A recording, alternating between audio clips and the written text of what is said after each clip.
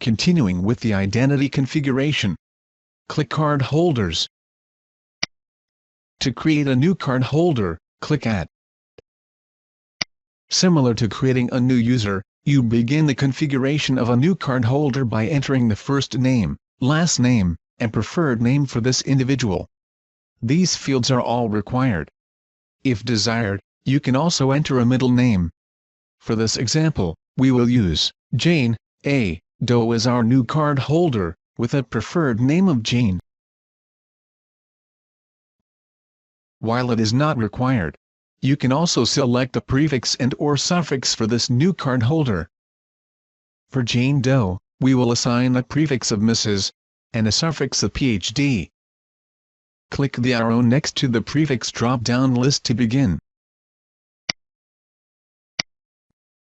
Next, click the arrow next to the drop-down list to assign a suffix.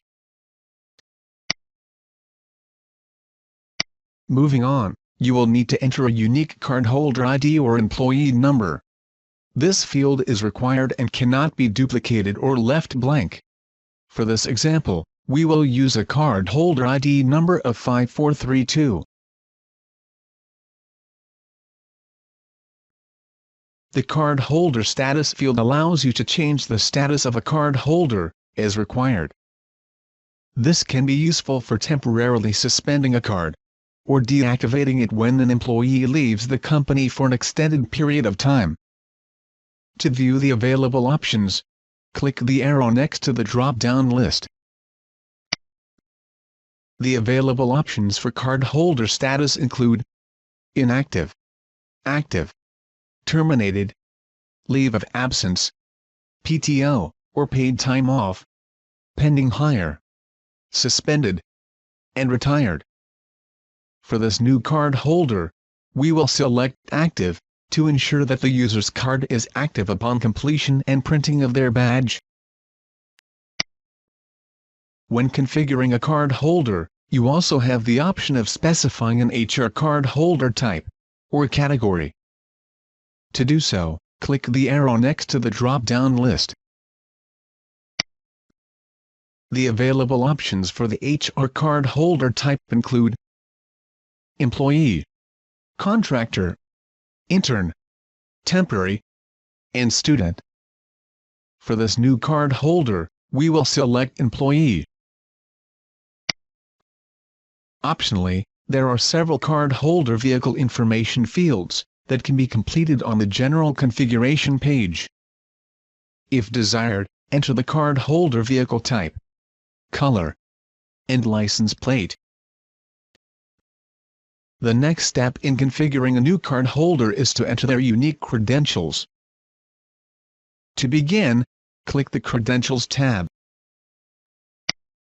The Credentials tab of the cardholder's configuration contains parameters for the security credentials and other details required for printing badges assigned to this cardholder.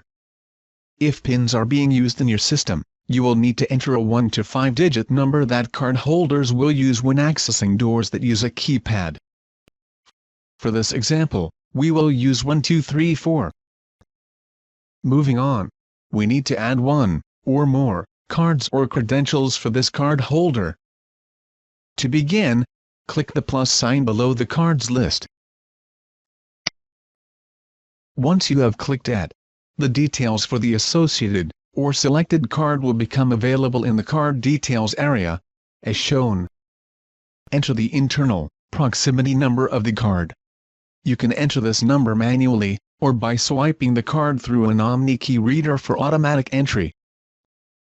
Next, you need to enter the embossed number. This is the number that will be printed on the outside of the card. Note, the embossed number may or may not match the internal card number.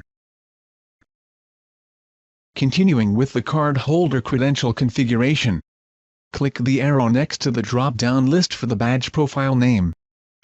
From the list, select the badge profile upon which to base cards for this cardholder. At least one badge profile must exist, and be selected in these cardholder screens, before any card can be created or edited. Select the desired badge profile to continue. The card status field defines the status of this individual card, and not the card holder. For example, active, inactive, lost, etc. When you set this value to active, the card can be used to open doors according to the access level that has been assigned. All other designations disable the card. Select active for this example. The activation and deactivation dates are set automatically, but can be changed on a per card holder basis. The activation date defaults to the date the card holder credential was created. The deactivation date is determined by the default deactivation that has been specified in the badge profile that has been selected.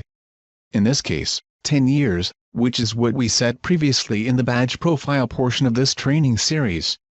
To change the default deactivation for this cardholder, you simply click on the calendar icon beside the appropriate field.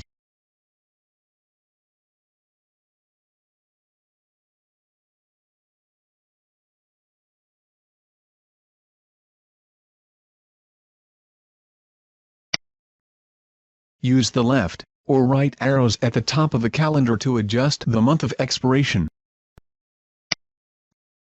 The final step for configuring a cardholder credential is the addition of a photo. Click Import Photo to open a file browser and locate a JPEG photo of this cardholder.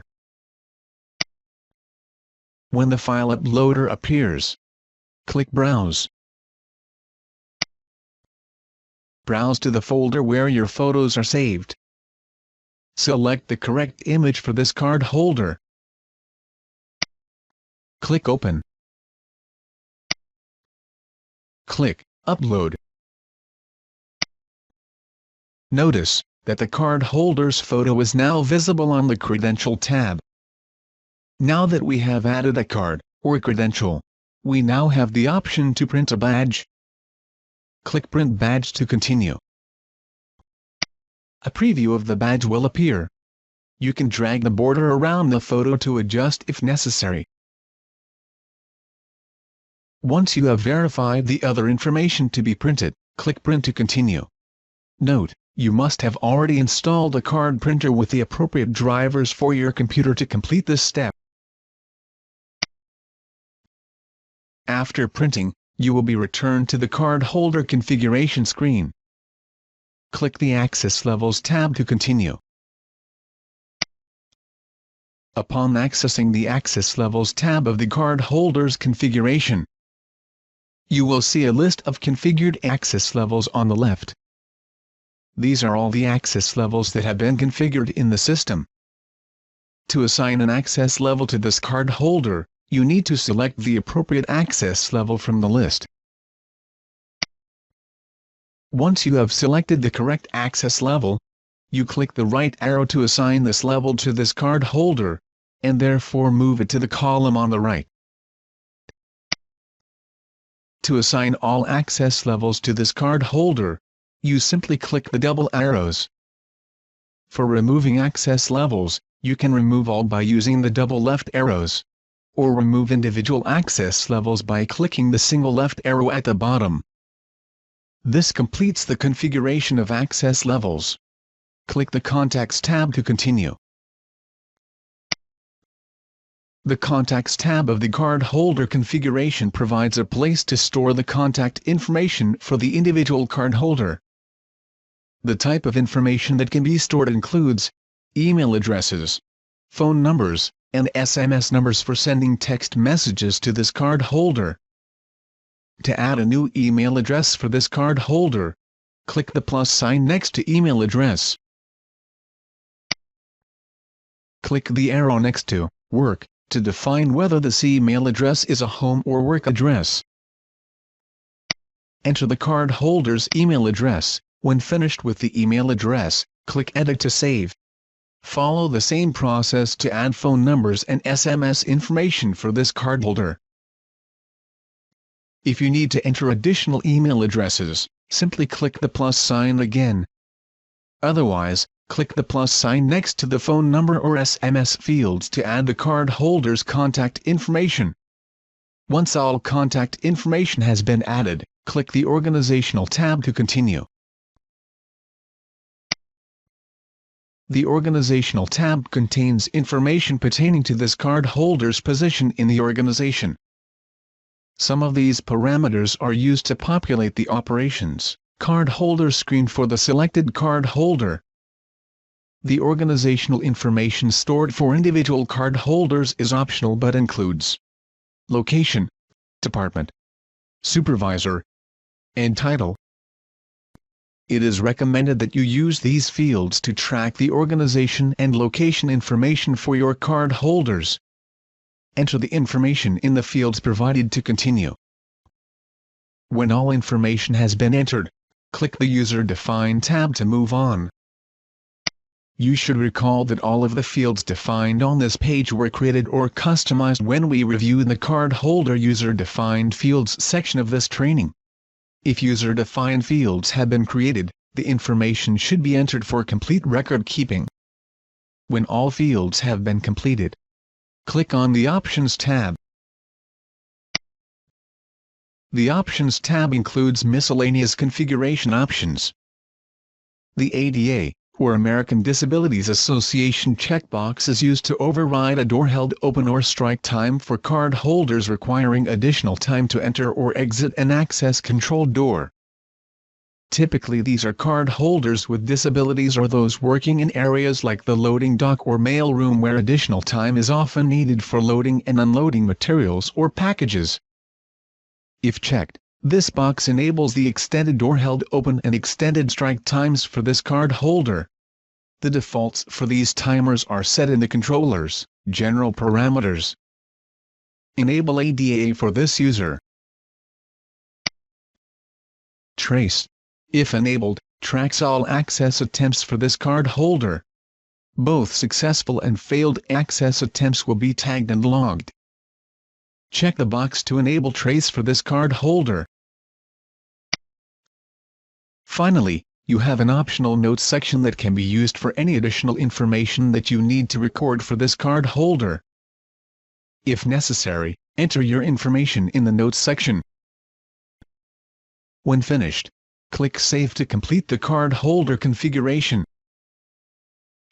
Your new cardholder will now be visible in the configured list. To create additional users, click Add and follow the same steps we just completed. To remove a user, select the user from the list, and click Delete. This concludes the review of the cardholders and the identity section of configuration. Please return to the NLSS Training Center to review other tutorials on the use and configuration of the NLSS Gateways and Unified Security Suite.